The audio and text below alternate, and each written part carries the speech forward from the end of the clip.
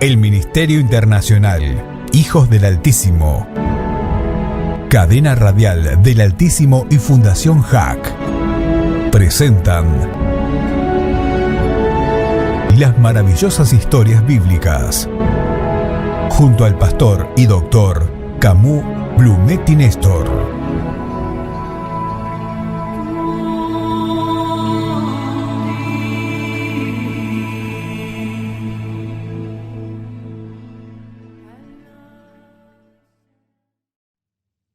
Tras la salida del pueblo de Dios de Israel de Egipto, Josué, el esclavo hebreo que se transformó en un líder militar y un líder de gobierno, reparte la tierra prometida en el Canaán. La reparte entre las 12 tribus de Israel, o sea, entre los 12 hijos de Jacob: Rubén, Simeón, Levi, Judá, Isaacar, Zabulón, Gad, Aser, Dan, Neftalí, José y Benjamín. La tribu de Levi se dedicó al sacerdocio, por lo que no se le asignó ninguna porción, ninguna tierra definida. Y como José ya estaba muerto, su parte se le otorgó a sus dos hijos, Efraín y Manasés. Josué, este indiscutible líder que reunía todas las condiciones de un gran dirigente, de un gran conductor, tanto en lo religioso como en lo militar y todo lo relacionado al gobierno, y como todo ser humano inmortal, llegó a su ocaso, llegó a su fin y este muere. Pero deja establecidas ciudades, estados independientes, asignados a cada tribu de Israel. Josué no logra dejar ningún sucesor en particular, y por un tiempo Israel va a estar sin ningún líder que los guíe. Las tribus israelitas se encontraban aisladas unas de otras, sin un gobierno central que pudiera asegurarle una firme cohesión interna. De esta manera, comienzan a surgir cabecillas, líderes temporales. Este periodo, este lapso que vamos a narrar, que vamos a detallar, se le denomina la etapa de los jueces. Esta etapa comprendió desde la muerte de Josué hasta la monarquía, o sea, cuando Israel adquiere su primer rey, tiempo durante el cual el pueblo de Israel vivió en Canaán. Este difícil periodo transcurrió entre los años 1200 y 1020 a.C. aproximadamente. Otros autores calculan un periodo de 300 años. Israel comienza una etapa sedentaria con el gobierno de Josué y la continuó con los llamados jueces, que también fueron líderes políticos, militares y religiosos. Durante esta época la gente se dedicó a la agricultura y habitó en casas o chozas de piedra, o de barro o de adobe. Dejaron de ser nómades en su gran mayoría, pero sin llegar, como mencionamos anteriormente, a constituir realmente una nación única, sino solo un conjunto de tribus con una religión en común, que en cambio de ayudarse entre ellas, se dedicaron a guerrear muchas veces entre ellas mismas. Peleaban una contra otra por sus diferencias morales y políticas, y mientras peleaban los devoraban los de afuera, los pueblos vecinos. Esto se asemeja al poema de Martín Fierro, que dice que los hermanos sean unidos porque esa es la ley primera, tengan unión verdadera en cualquier tiempo que sea, porque si entre ellos se pelean, los devoran los de afuera. Eso es lo que ocurrió con Israel. Sumado a esto, los hebreos no habían podido ocupar toda la tierra del Canaán, la tierra prometida que fluía leche y miel, porque se mezclaron, se amalgamaron, se unieron con las naciones vecinas, con las naciones extranjeras. Es decir, daban sus hijas y sus hijos a los cananeos y tomaron de su cultura, y entre todo lo adquirido, aprendieron sus ritos, sus prácticas de idolatría. La idolatría en aquel entonces no era solo adorar una estatua o un ícono, sino que incluía actos de prostitución, de homicidio, y cada uno hacía como bien le parecía. El ángel de Jehová, mencionado muchas veces en la Biblia, le dijo a través de sus profetas: yo los saqué de Egipto y los traje a la tierra que les había prometido a sus padres. No romperé jamás mi alianza con ustedes, pero ustedes no harán alianza con los cananeos, sino que destruirán sus altares. Pues bien, ustedes no han obedecido. ¿Por qué se portaron así? Y ahora yo no los expulsaré a estos pueblos ante ustedes. No los voy a eliminar. Ellos serán sus opresores y los dioses de ellos serán una trampa, una gran tentación constante para ustedes. Este relato se encuentra en el libro de Jueces, en el capítulo 2 del libro de Jueces. Los israelitas que salieron de Egipto murieron en el desierto. La generación que creció en el desierto adoraba a Dios conforme Moisés les enseñó, pero la mayoría de los comentaristas bíblicos concuerdan que aparentemente esta generación no pudieron comunicar esa fe a sus hijos, esas creencias, esa esperanza. Entonces la siguiente generación, después de que Josué muriera, comenzaron a servir a Baal, a los dioses de los cananeos. Las escrituras dicen que no conocían al Dios de sus padres, al Dios de sus antepasados.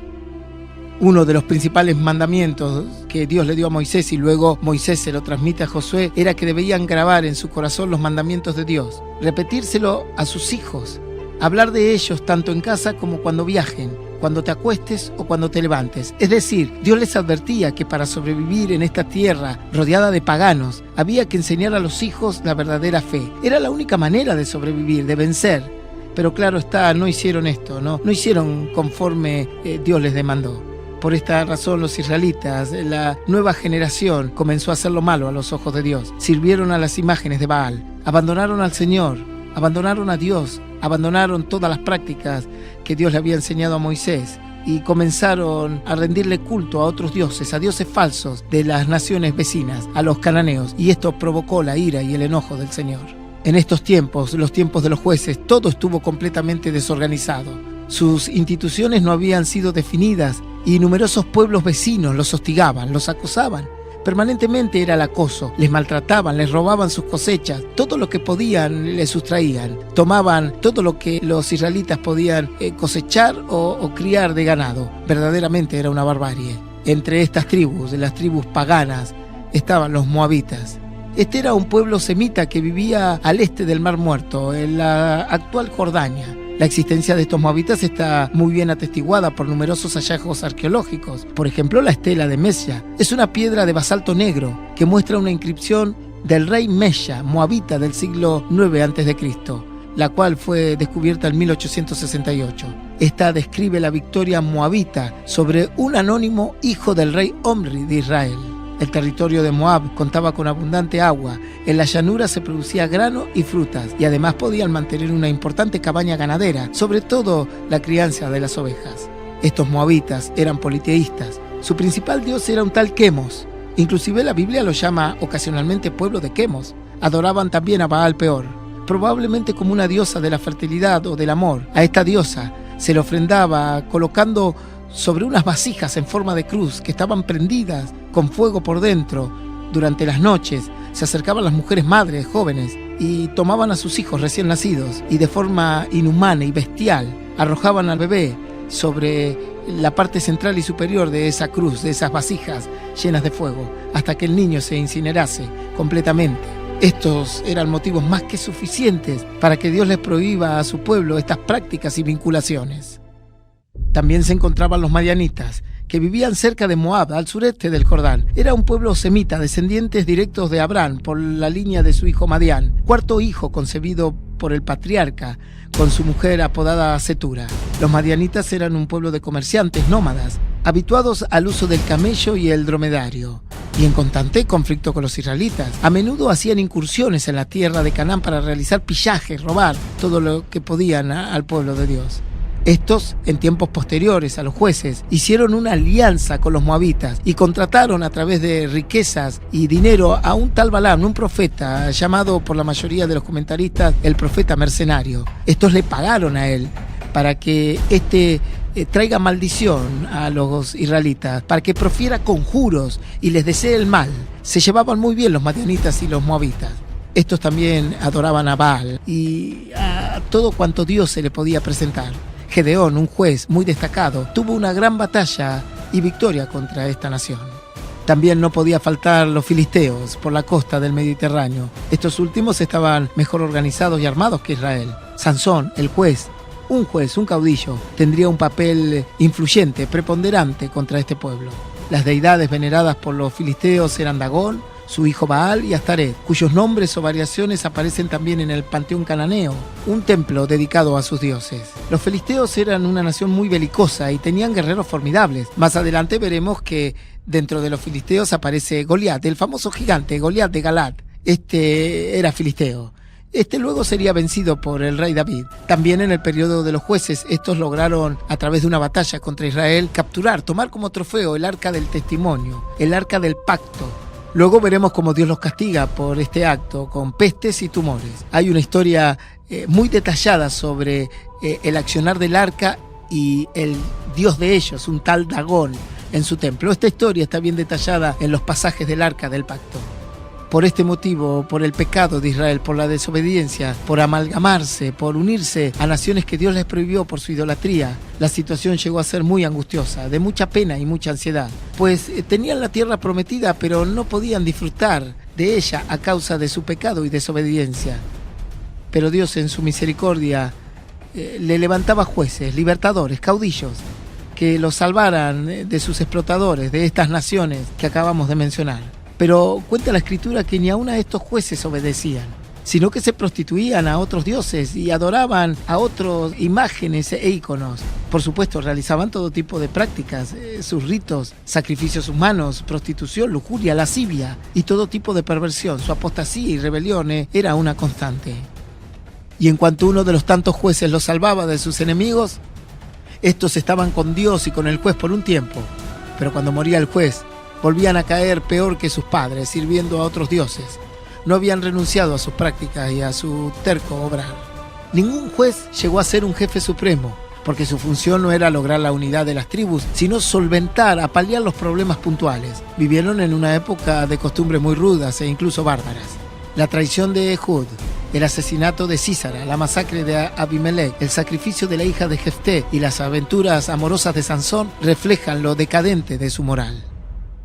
El cargo de un juez era idéntico al de un gobernador o rey, pues en el Antiguo Testamento juzgar siempre fue un sinónimo de reinar. Los jueces fueron en realidad unos caudillos. Se convirtieron en defensores de la justicia. Dios solía llamarlos directamente en tiempos de suma necesidad para que librasen a su pueblo de sus opresores. Su autoridad no fue estable, sino transitoria y excepcional. Una vez concluida la acción del juez, una vez vencidos los enemigos, este volvía a su vida ordinaria o continuaba gobernando en su tribu de origen o local. Los jueces que gobernaron Israel fueron un total de 15 para la mayoría de los comentaristas bíblicos, considerando a Elí, el sacerdote, y también a Samuel, que fue un juez, sacerdote y profeta. Este fue excepcional, un gran líder para Israel. El resto de los jueces fueron Otoniel, Ahod, Samgar, Débora, la primer mujer caudilla, una jueza, Gedeón, Abimelech, Tolá, Jair, Jefté, Ibsán, Elón, Abdón, Sansón y por supuesto Elí y Samuel. Algunos de estos jueces se los considera mayores, 6 de ellos, porque su texto y su biografía es mucho más larga. El resto fueron denominados jueces menores, porque su biografía o su texto en las escrituras es mucho más corto. Es más, algunos, su descripción es tan solo un versículo o 2 versículos solamente. En los próximos pasajes de la historia estaremos detallando la biografía de cada uno de estos hombres y mujeres llamados por Dios a liberar a su pueblo de la opresión de sus enemigos, los caudillos, los paladines, los jueces de Israel, en las maravillosas historias bíblicas.